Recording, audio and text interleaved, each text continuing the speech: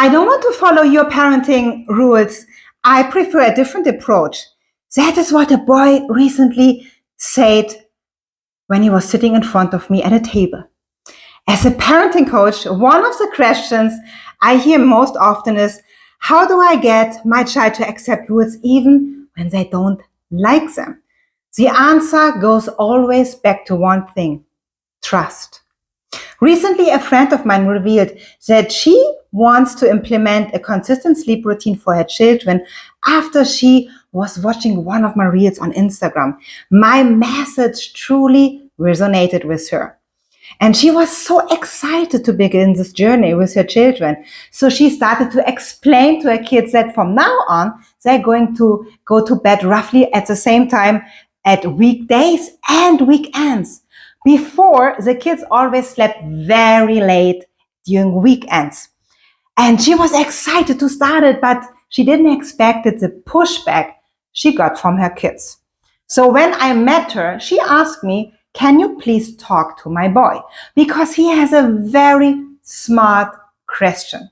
His friend at school, he doesn't have any rules at home. He can stay awake all night and play PlayStation. His mother doesn't care, and he can do whatever he wants. Now, my friend's son asked, why do we have to follow Helen's parenting approaches? I prefer the other mother without any rules at home. I looked into his eyes and I asked him, do you trust your mother? And he said, yes, of course, I do trust my mother. And I said, that's amazing. Do you think your mom knows what is best for you? Yes, of course. I think she knows what is best for me. I said, that's wonderful. Then you need to trust her here as well. Because yes, your mom, she knows what is best for you.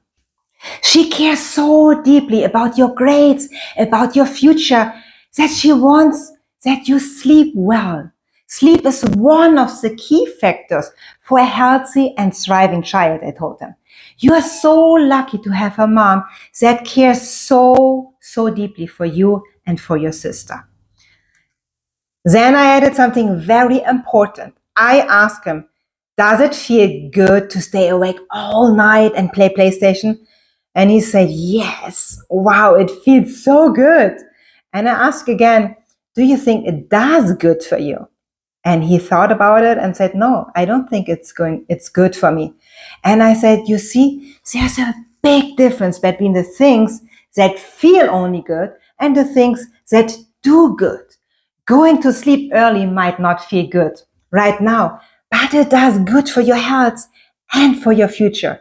You can't see your brain because it's inside your head, but I can tell you something. When you take care about your sleep, you do something wonderful for your brain development. We need to stop doing things that feels only good and start things that do good. It might feel boring. You might not understand why. That is because you don't see the bigger picture yet. And that is completely okay for your age.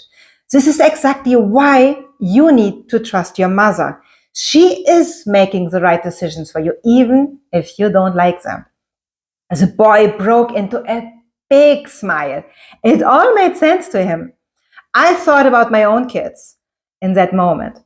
I have had the same conversations at home more times than I can count. My kids don't always like my decisions either. There are evenings where the negotiations feel endless, where the why do I have to and it's not fair fills the whole house. But I always come back to one thing. My job is not always to be liked. My job is to be the mother who sees the bigger picture when they cannot yet. And the trust we have built over the years, that is what makes them listen, even when they disagree. And that trust did not happen overnight. No. It was built in thousands of small moments of showing up, following through, and loving them even when the answer was no. I looked at the boy and his smile. My mission for the day was complete.